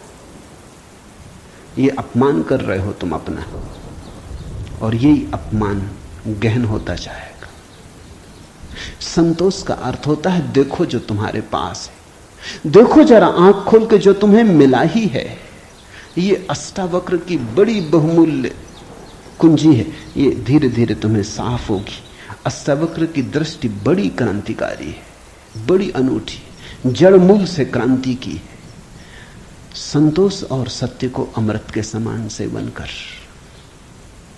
क्योंकि असत्य के साथ जो जिएगा वो असत्य होता चला जाएगा। जो असत्य को बोलेगा, असत्य को जिएगा, स्वभावता असत्य से घिरता चला जाएगा। उसके जीवन से संबंध विच्छिन्न हो जाएंगे, जड़ें टूट जाएंगी। परमात्मा में जड़ें चाहते हो तो सत्य के द्वारा ही वे जड़ें हो सकती हैं। प्रामाणिकता और सत्य के द्वारा ही तुम परमात्मा से जुड़ सकते हो। परमात्मा से टूटना है तो असत्य का धुआं पैदा करो, असत्य के बादल अपने पास बनाओ। जितने तुम असत्य होते चले जाओगे उतने परमात्मा से दूर होते चले जाओगे। तू न पृथ्वी है, न जल है, न वायु है, न आकाश है। मुक्ति के लिए आत्मा को, अपने को, इन सब का साक्षी चैतन्य जान। सीधी सीधी बातें, भूमिका भी नहीं है। अभी दो वचन नहीं बोले अष्टावक्र ने कि ध्यान आ गया, कि समाधि की बात आ गई। जानने वाले के पास समाधि के अतिरिक्त और कुछ जताने को है भी नहीं। वो दो वचन भी बोले, क्योंकि एकदम से अगर समाधि की बात होगी तो शायद तुम चौंक ही जाओगे, समझ ही ना पाओगे। मगर दो वचन और सीधी समाधि की बात आ गई। अष्टावक्र 7 कदम भी नहीं चलते, बुद्ध तो 7 कदम चले, 8वें कदम पे समाधि। अष्टावक्र तो पहला कदम ही समाधि का उठाते। तू न पृथ्वी है, न जल, न वायु, न आकाश। ऐसी प्रतीति में अपने को थिर कर। मुक्ति के लिए आत्मा को, अपने को, इन सब का साक्षी चैतन्य जान। साक्षी सूत्र है, इससे महत्वपूर्ण सूत्र और कोई भी नहीं। देखने वाले बनो, जो हो रहा है उसे होने दो, उसमें बाधा डालने की जरूरत नहीं। ये देह तो जल है, मिट्टी है, अग्नि है, आकाश है। तुम इसके भीतर तो वो दिए हो जिसमें ये सब जल, अग्नि, मिट्टी, आकाश, वायु प्रकाशित हो रही। तुम दृष्टा हो। इस बात को गहन करो। साक्षिणाम चिद्रूपम आत्मानम विद्धि। ये इस जगत में सर्वाधिक बहुमूल्य सूत्र है। साक्षी बनो। इसी से होगा ज्ञान, इसी से होगा वैराग्य, इसी से होगी मुक्ति। प्रश्न 3 थे, उत्तर 1 है। यदि तू देह को अपने से अलग कर और चैतन्य में विश्राम कर स्थित है तो तू अभी ही सुखी, शांत और बंध मुक्त हो जाएगा। इसलिए मैं कहता हूं यह जड़ मूल से क्रांति है। पतंजलि इतनी हिम्मत से नहीं कहते कि अभी ही। पतंजलि कहते हैं करो अभ्यास, यम नियम साधो, प्राणायाम प्रत्याहार आसन शुद्ध करो, जन्म जन्म लगेंगे तब सिद्धि है। महावीर कहते हैं पंच महाव्रत, और तब जन्म जन्म लगेंगे, तब होगी निर्जरा, तब कटेगा जाल कर्मों का। सुनो अष्टावक्र को, यदि देहम पृथकृत्य चित्ति विश्राम्य तिष्ठसि अधुनैव सुखी शांतो बंध मुक्तो भविष्यसि। अधुनैव, अभी, यहीं, इसी क्षण।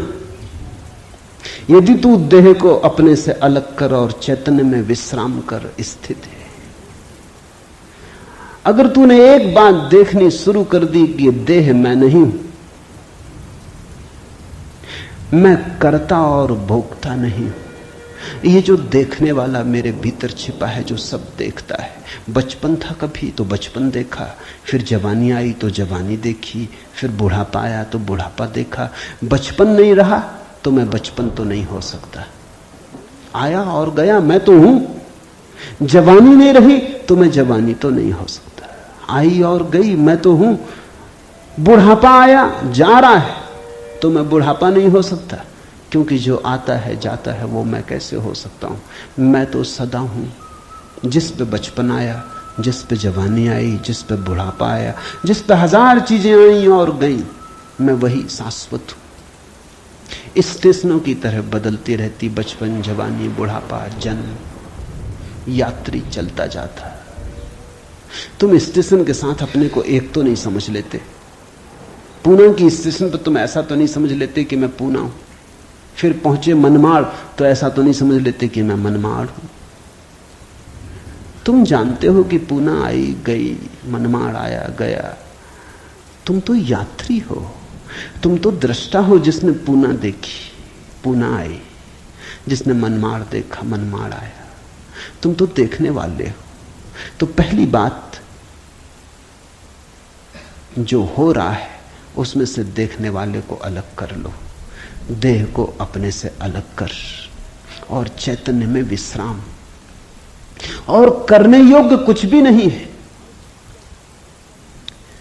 जैसे लाओसु का सूत्र है समर्पण, वैसे अष्टावक्र का सूत्र है विश्राम, रेस्ट। करने का कुछ भी नहीं है। मेरे पास लोग आते हैं, वो कहते हैं ध्यान कैसे करें। वो प्रश्न ही गलत पूछ रहे हैं। गलत पूछते हैं तो मैं उनको कहता हूं करो। क्या करोगे? तो उनको बता देता हूं कि करो, कुछ ना कुछ तो करना ही पड़ेगा। अभी तुम्हें करने की खुजलाहट है तो उसे तो पूरा करना होगा। खुजली है तो क्या करोगे? बिना खुजाए नहीं बनता। लेकिन धीरे धीरे उनको करवा करवा के थका डालता हूं। फिर वो कहते हैं अब इससे छुटकारा दिलवाओ। अब कब तक ये करते रहे? उनको तो मैं तो पहले ही राजी था, लेकिन तुम्हें समझने में जरा देर लगी। अब विश्राम करो। ध्यान का आत्यंतिक अर्थ विश्राम है। चित्ती विश्राम में तिष्ठसि, जो विश्राम में ठहरा देता अपने चेतना को, जो होने मात्र में ठहर जाता, कुछ करने को नहीं। क्योंकि जिसे तुम खोज रहे हो वो मिला ही हुआ है। क्योंकि जिसे तुम खोज रहे हो उसे कभी खोया ही नहीं। उसे खोया नहीं जा सकता, वही तुम्हारा स्वभाव है। अयम आत्मा ब्रह्म, तुम ब्रह्म हो, अनल हक, तुम सत्य हो। कहां खोजते हो? कहां भागे चले जाते हो? अपने को ही खोजने कहां भागे चले जाते हो? रुको, ठहरो।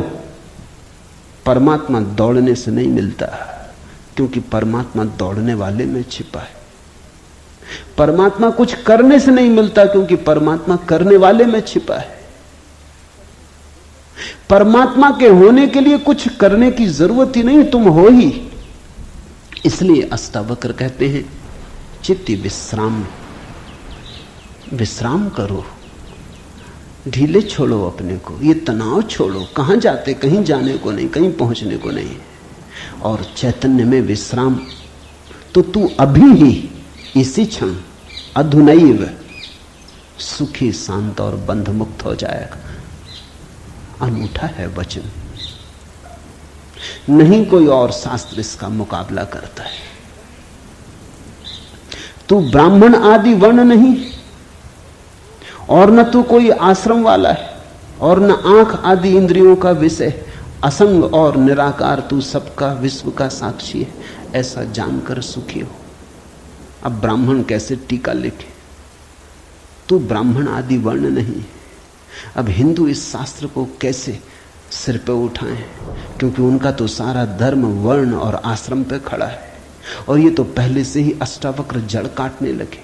वो कहते हैं तू कोई ब्राह्मण नहीं है, न कोई शूद्र है, न कोई क्षत्रिय है। ये सब बकवास है, ये सब ऊपर के आरोपण है, ये सब राजनीति और समाज का खेल है।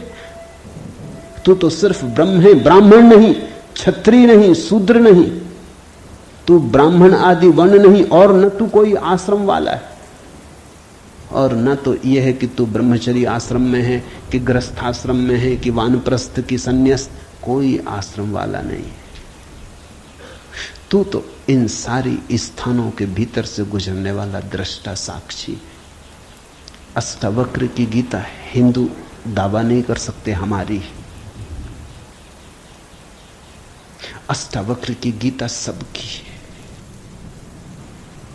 अगर अष्टावक्र के समय में मुसलमान होते, हिंदू होते, ईसाई होते, तो उन्होंने कहा होता न तू हिंदू है, न तू ईसाई है, न तू मुसलमान है। अब ऐसे अष्टावक्र को कौन मंदिर बनाए? इसके लिए कौन इसके शास्त्र को सिर पे उठाए?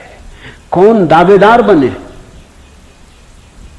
क्योंकि ये सभी का निषेध कर रहे हैं। मगर ये सत्य की सीधी घोषणा है, असंग और निराकार तू सबका, विश्व का साक्षी है, ऐसा जानकर सुखी हो। अष्टावक्र ये नहीं कहता कि ऐसा तुम जानोगे तो फिर सुखी होगे। वचन को ठीक से सुनना। अष्टावक्र कहते हैं ऐसा जानकर सुखी हो। न त्वम विप्रादिको वर्णनो नाश्रमी नाक्ष गोचरा, असंगो असि निराकारो विश्व साक्षी सुखी भव। सुखी भव, अभी हो सुखी। जनक पूछते हैं कैसे सुख होगा, कैसे बंधन मुक्ति होगी, कैसे ज्ञान होगा? अष्टावक्र कहता है अभी हो सकता, क्षण मात्र की भी देर करने की कोई जरूरत नहीं है। इसे कल पर छोड़ने का कोई कारण नहीं, स्थगित करने की कोई जरूरत नहीं। ये घटना भविष्य में नहीं घटती, या तो घटती है अभी या कभी नहीं घटती। जब घटती है तब अभी घटती है, क्योंकि अभी के अतिरिक्त कोई समय ही नहीं। भविष्य कहां है? जब आता है तब अभी की तरह आता है। तो जो भी ज्ञान को उत्पन्न हुए हैं अभी उत्पन्न हुए। कभी पर मत छोड़ना, वो मन की चालाकी है। मन कहता है इतने जल्दी कैसे हो सकता है, तैयारी तो कर ले। मेरे पास लोग आते हैं, वो कहते हैं संन्यास लेना। लेंगे कभी? कभी कभी ना लोगे। कभी पर टाला तो सदा के लिए टाला, कभी आता ही नहीं। लेना हो तो अभी, अभी के अतिरिक्त कोई समय ही नहीं है। अभी है जीवन, अभी है मुक्ति, अभी है अज्ञान, अभी है ज्ञान, अभी है निद्रा, अभी हो सकता जागरण। कभी क्यों?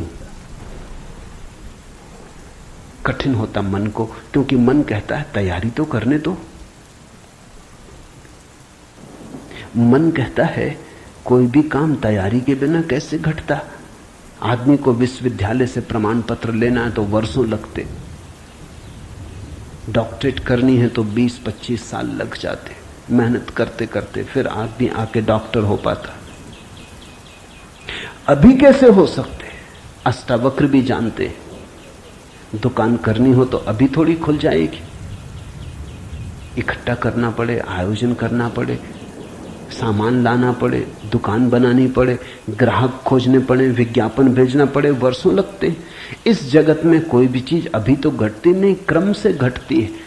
ठीक है, अष्टावक्र भी जानते हैं, मैं भी जानता हूं, लेकिन एक घटना यहां ऐसी है जो अभी घटती है, वो परमात्मा है। वो तुम्हारी दुकान नहीं, न तुम्हारा परीक्षालय, न तुम्हारा विश्वविद्यालय। परमात्मा क्रम से नहीं घटता, परमात्मा घट ही चुका है। आंख भर खोलने की बात है, सूरज निकल ही चुका है। सूरज तुम्हारे आंख के लिए नहीं रुका है कि तुम जब आंख खोलोगे तब निकलेगा। सूरज निकल ही चुका है, प्रकाश सब तरफ भरा ही है, अहिर्निश गूंज रहा उसका नाद, ओंकार की ध्वनि सब तरफ गूंज रही है, सतत अनाहत चारों तरफ गूंज रहा है। खोलो कान, खोलो आंख। आंख खोलने में कितना समय लगता है, उतना समय भी परमात्मा को पाने में नहीं लगता। पल तो लगता, पलक के झपने में। पल का अर्थ ही होता है जितना समय पलक को झपने में लगता उतना पल, मगर परमात्मा को पाने में पल भी नहीं लगता।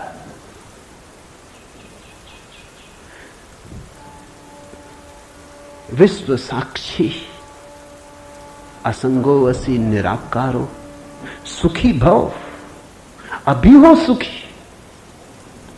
उधार नहीं है अष्टावक्र का धर्म, नगद, कैश।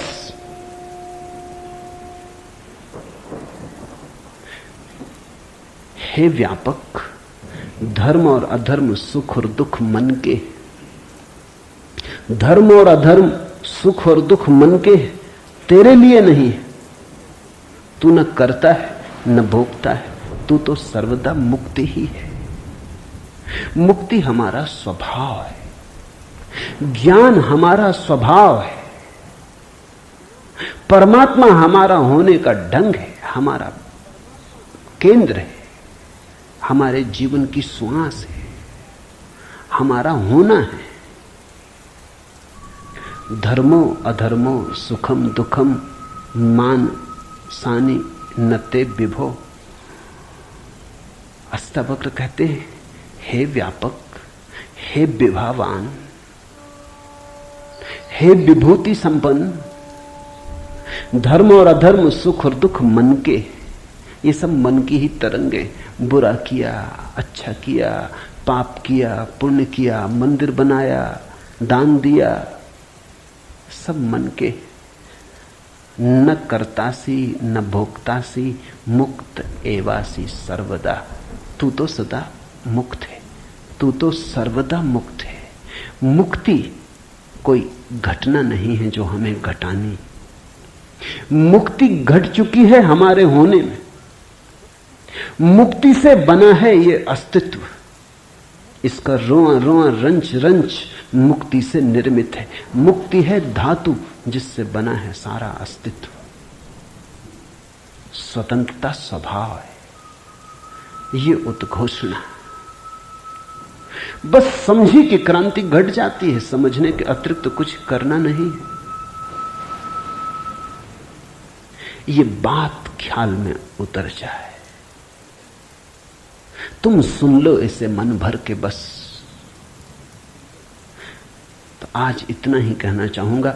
अष्टावक्र को समझने की चेष्टा भर करना। अष्टावक्र में करने का कोई इंतजाम नहीं है, इसलिए तुम ये मत सोचना कि अब कोई तरकीब निकलेगी जो हम करेंगे। अष्टावक्र कुछ करने को कहते ही नहीं, तुम विश्राम से सुन लो। करने को कुछ होने वाला ही नहीं है, इसलिए तुम कॉपी वगैरह नोटबुक लेके मत आना कि लिख लेंगे, कुछ आएगा सूत्र तो नोट कर लेंगे, करके देख लेंगे। करने का यहां कुछ काम ही नहीं है, इसलिए तुम भविष्य की फिक्र छोड़ के सुनना। तुम सिर्फ सुन लेना, तुम सिर्फ मेरे पास बैठ के शांत भाव से सुन लेना, विश्राम में सुन लेना। सुनते सुनते तुम मुक्त हो जा सकते हो। इसलिए महावीर ने कहा है कि श्रावक मुक्त हो सकता है सिर्फ सुनते सुनते। श्रावक का अर्थ होता है जो सुनते सुनते मुक्त हो जाए। साधु का तो अर्थ ही इतना है कि जो सुन सुन के मुक्त ना हो सका, थोड़ा कमजोर बुद्धि का है, कुछ करना पड़ा। सिर्फ कोड़े की छाया काफी न थी, घोड़ा जरा कुजात है, कोड़ा फटकारा तब थोड़ा चला, या मारा तो थोड़ा चला। छाया काफी है। तुम सुन लेना, कोड़े की छाया दिखाई पड़ जाएगी। तो अष्टावक्र के साथ एक बात स्मरण रखना, कुछ करने को नहीं है, इसलिए तुम आनंद भाव से सुन सकते हो। इसमें से कुछ निकालना नहीं है कि फिर करके देखेंगे। जो घटेगा वो सुनने में घटेगा। सम्यक श्रवण सूत्र है। अधुनैव सुखी शांतो बंध मुक्तो भविष्यसि। अभी हो जा मुक्त, इसी क्षण हो जा मुक्त। कोई रोक नहीं रहा, कोई बाधा नहीं है, हिलने की भी जरूरत नहीं है। जहां है वहीं हो जा मुक्त, क्योंकि मुक्त तू है ही। जाग और हो जा मुक्त। असंगो असि निराकारो विश्व साक्षी सुखी भव। हो जा सुखी। एक पल की भी देर करने की कोई जरूरत नहीं। छलांग है, क्वांटम छलांग। सीढ़ियां नहीं है अष्टावक्र में, क्रमिक विकास नहीं है, सडन इसी क्षण हो सकता है। हरिओम तत्सत। आज इतना ही।